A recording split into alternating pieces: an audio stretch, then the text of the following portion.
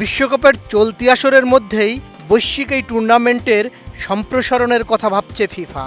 2030 সালের পরবর্তী আসরে আরও 16টি দেশ বাড়িয়ে 64 দলের আসরে রূপান্তর করার বিষয়টি খতিয়ে দেখা হচ্ছে বলে জানিয়েছেন সংস্থাটির সভাপতি জিয়ান্নি ইনফান্তিনো। আমি বুঝি নির্মাণের শিল্প, সালাম স্টিল বোঝে ডিউরেবিলিটি। সালাম স্টিল, মোস্ট ডিউরেবল স্টিল। প্রথমবারের মতো এবার 48টি দলের অংশগ্রহণের বিশ্বকাপ অনুষ্ঠিত হচ্ছে। বিশ্ব ফুটবলের নিয়ন্ত্রক সংস্থার সভাপতি ইনফান্তিনো নিশ্চিত করেছেন, চলতি বিশ্বকাপ শেষ হওয়ার পর প্রস্তাবিত ফরম্যাটটি নিয়ে আলোচনা করা হবে।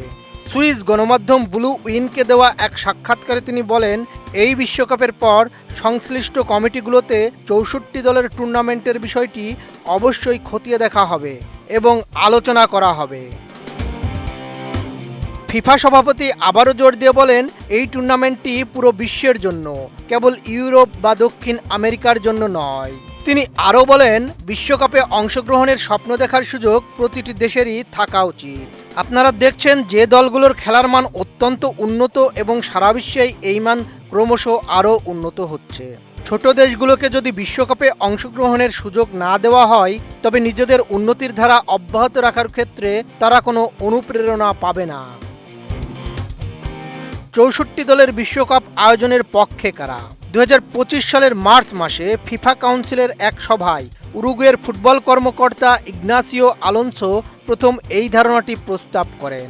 বিশ্ব ফুটবলের নিয়ন্ত্রক সংস্থা ফিফা দ্য নিউ ইয়র্ক টাইমসকে দেওয়া এক বিবৃতিতে জানান, সভার শেষ পর্যায়ে অন্যান্য বিষয়ে আলোচনার সময় আলোনসো স্বতঃস্ফূর্তভাবে এই প্রস্তাবটি উত্থাপন করেছিলেন।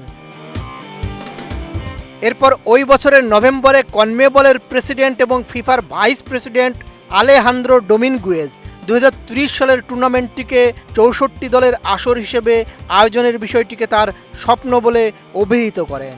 তিনি দাবি করেন, এ ধরনের সম্প্রসারণ বিশ্বকে অন্তত একবারের জন্য হলেও ঐক্যবদ্ধ করবে।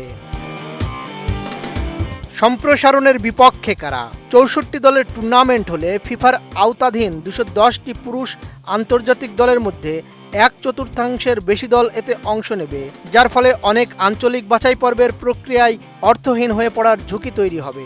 48 দলের চূড়ান্ত পর্বের জন্য কনমেবলের 10টি দেশের মধ্যে 6টি দেশ ইতিমধ্যেই সরাসরি খেলার যোগ্যতা অর্জন করে রেখেছে। এছাড়া প্লে অফের মাধ্যমে আরও একটি দলের সুযোগ পাওয়ার ব্যবস্থা রয়েছে। 2030 সালে 3টি মহাদেশের 6টি দেশে অনুষ্ঠিত হবে বিশ্বকাপ। এর মধ্যে উরুগুয়ে, আর্জেন্টিনা ও প্যারাগুয়েতে একটি করে ম্যাচ অনুষ্ঠিত হবে। বাকি সব ম্যাচ মরক্কো, পর্তুগাল ও স্পেনে অনুষ্ঠিত হবে। বদিউজ্জামান মিলন, এটিএন নিউজ।